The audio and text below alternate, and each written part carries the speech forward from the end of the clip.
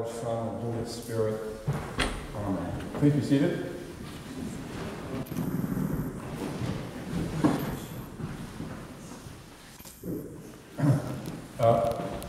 One of the most rewarding things about life as a parent, of having kids, is that your children are constantly challenging you about how life should be lived.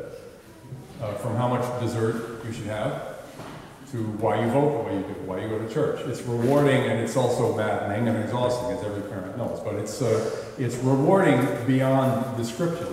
For one thing, principally, I think, because it forces you to make decisions about what you really think.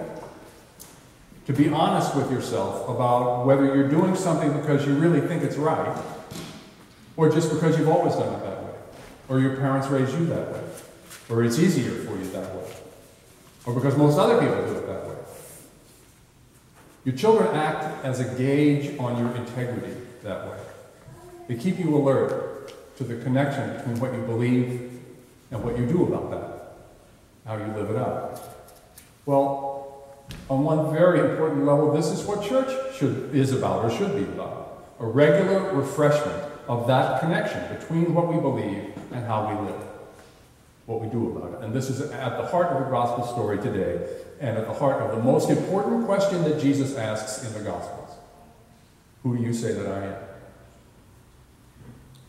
Jesus says, who do you say that I am? Who do you say that I am?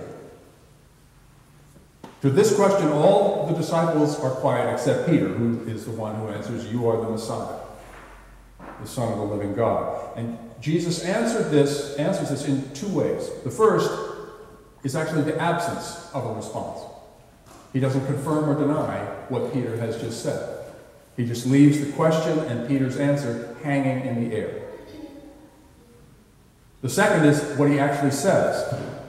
He orders them not to tell anyone that he's the Messiah. Again, he doesn't say that he is arisen. He tells people not to tell anyone. Well, what's going on here? Why doesn't Jesus answer this question? Why are we left hanging? This story appears in all three of the first Gospels, the Synoptic Gospels, Matthew, Mark, and Luke.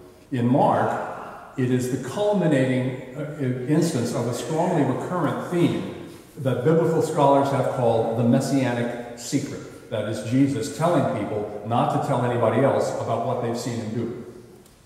There are 7 episodes in the Gospel of Mark in which Jesus does this. He performs a miraculous healing and then tells everybody involved, including those who saw it, not to say anything about it, to keep their mouth shut. And in all these instances, the words that Jesus uses have a particular character, as they do in Matthew today. Jesus orders people in Mark. He strictly warns them, Mark tells us. He sternly tells them, as Matthew says today, not to say anything. But these English translations really do not convey the tone of the original Greek, which gives a sense not simply of warning, but of strong rebuke. Jesus is telling the people that to spread the word about him would be to do something very seriously wrong. That is counterintuitive to what we normally feel we in the church should do. But Jesus is telling them they would be going down the wrong track in a big way, talking about something that they don't yet know about or really understand. Now, there are a number of reasons that commentators and scholars have advanced over the course of many years for why Jesus does this, forbids people to talk about him in terms of who he is, this unique, unforeseen, uncategorizable man. Some commentators say he does it because he doesn't want to get in trouble with the Jewish authorities by claiming that he was the Messiah or allowing others to claim it in his behalf, but that would be blasphemy. And in fact, that is what ends him up on the cross. Some say that he didn't want to get in trouble with the Romans, who didn't want political instability of any kind. They didn't really care what you thought, as long as you kept quiet and paid your taxes. Some say it's the gospel writers, decades after the death of Jesus, looking back at those events and reading into them the understanding that they have now of who Jesus was and is. But there's no definitive explanation. That messianic secret is an enigma that confronts us every time we hear it. Why? Jesus first asks, who do people say that the Son of Man is? He's referring to himself. Jesus knows that there's a buzz that's been growing around him in Palestine that even ordinary people who make no pretense of being disciples are aware of his power, the power of his ministry, what he's been doing and saying. These people are asking themselves that question. Who is this man who came out of nowhere? How can he do these things? And they answer that Jesus must be John the Baptist, come back, or Elijah, come back, or one of the prophets, Jeremiah.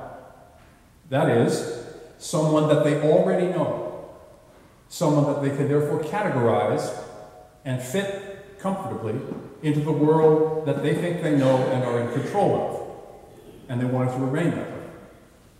So nothing will really have to change for them. So in fact, they don't really see Jesus. Do they? They don't get it.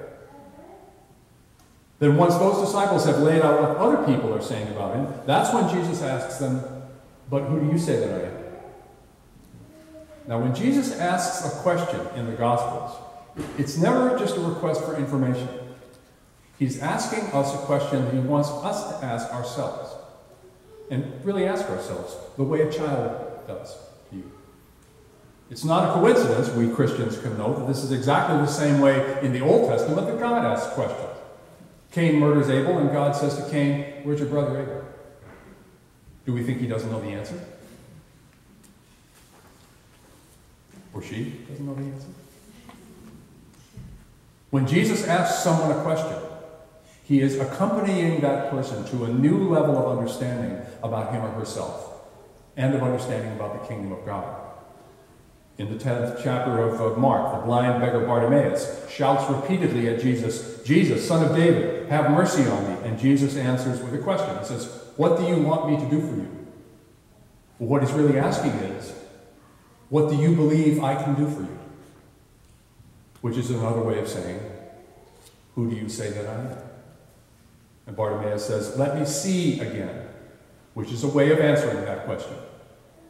It's the same answer that Peter gives. And that's what restores his sight. The question, who do you say that I am, is not a request for an affirmation of faith. It's not a creedal statement. It's not a test. It's not Jesus asking to see if you know the password. Who do you say that I am? You can't really answer that question without making a decision about how you live. Who do you say that I am? In that question, Jesus asks us, who is God to you? Is God really alive in your life? And what does that mean? What are you going to do about it? Because if you're not going to do something about it, then you haven't answered the question. It's just as in our life with our children. What do I believe? What do I really believe with them? And how am I going to live that way today? And that's why Jesus, I have always thought this, that's why Jesus tells people not to say anything about who he is. Because for each of us, finally, it doesn't matter what anybody else says. In fact, at some point, you have to throw out what other people say. When God asks us, who do you say that I am? We, each of us, have to answer on our own from where we are right now. Because there's nobody else there but us. This is the respect that God gives us. And our answer to that question means something to God. Crazy as it sounds, it's in fact of infinite value to God. This is God's love. Let us rejoice in that question, in the gift that in that question God offers us, which is to live with God in God's kingdom. Thanks be to God.